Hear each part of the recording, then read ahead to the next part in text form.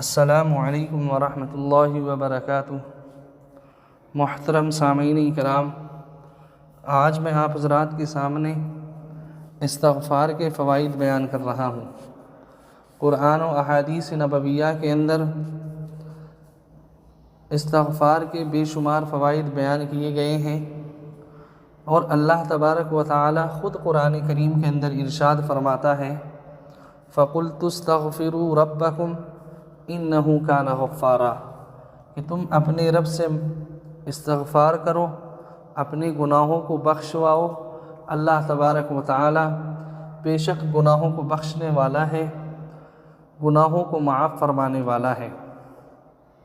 اور آگے ارشاد فرمایا، یُرْسِلِ السَّمَاءَ عَلَيْكُمْ مِدْرَارًا۔ استغفار کا ایک فائدہ یہ بھی ہوگا کہ جب تم استغفار کرتے رہو گے تو اللہ تبارک و تعالی آسمانوں سے بارشوں کا نزول فرمائے گا، اور وہ بارشیں رحمتوں کی بارشیں ہوں گی۔ یُرْسِلِ السَّمَاءَ عَلَيْكُمْ مِدْرَارًا۔ اور آگے ارشاد فرمایا، وَيُمْدِدْكُمْ بِأَمْوَالٍ وَبَنِينَ وَيَجْعَلْ لَكُمْ جَنَّاتٍ وَيَجْعَلْ لَكُمْ أَنْهَارًا۔ اللہ تبارک و تعالی ارشاد فرماتا ہے کہ جب تم اپنی اولاد کے نہ ہونے سے پریشان ہو جاؤ، بعض مرتبہ دیکھا جاتا ہے بہت سے لوگوں کو کہ شادی بیاہ تو ہو گیا لیکن ایک طویل عرصہ گزر گیا، اولاد سے محرومی ہے۔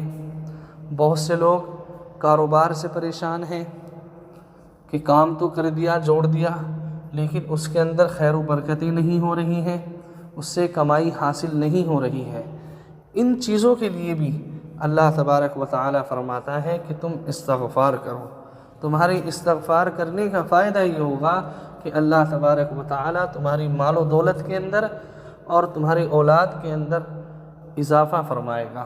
اور آگے فرمایا، وَيَجْعَلْ لَكُمْ جَنَّاتٍ وَيَجْعَلْ لَكُمْ أَنْهَارًا، کہ اللہ تبارک و تعالی تمہیں ایسی جنتیں عطا کرے گا جن کے نیچے سے نہریں جاری ہوں گی۔ تو استغفار کے بے شمار فوائد اس کے علاوہ احادیث نبویہ کے اندر بیان کیے گئے ہیں، اور بہت چھوٹا سا عمل ہے، استغفر اللہ ربی من کل ذنب واتوب الیہ۔ لیکن یہ بات بھی ساتھ ساتھ یاد رکھیں کہ جب استغفار کریں تو جو گناہ ہم نے کیے ہیں، اب سے پہلے کر چکے ہیں، یا جن گناہوں کے اندر ہم ملوث ہیں، ان گناہوں کو اپنے سامنے رکھ کر استغفار کرتے رہیں، ان گناہوں پر شرمندہ ہو کر استغفار کرتے رہیں۔ اللہ تبارک و تعالی گناہوں کو بخشنے والا ہے۔ اللہ سے دعا ہے کہ اللہ تعالی ہمیں عمل کی توفیق عطا فرمائے۔ آمین۔ وآخر دعوانا ان الحمد للہ رب العالمین۔